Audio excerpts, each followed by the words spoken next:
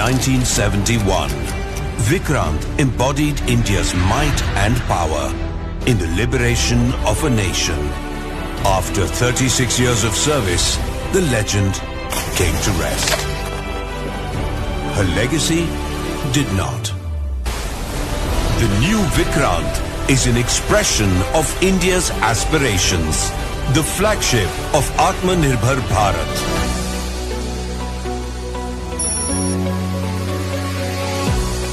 Designed by the Navy's Warship Design Bureau, Vikrant has been built by one of the country's premier shipyards. On her very first sortie, Vikrant achieved full power and called green deck, conducting over 20 helicopter landings. Vikrant's sensors and weapons include advanced air surveillance radars, surface-to-air missiles and close-in weapon systems. When embarked, her air squadrons will provide three-dimensional capability to this floating fortress.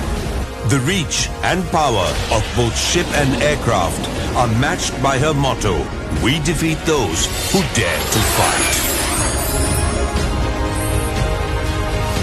Powering Vikrant are not only 24,000 kilowatts, but a charged-up crew of 1,600.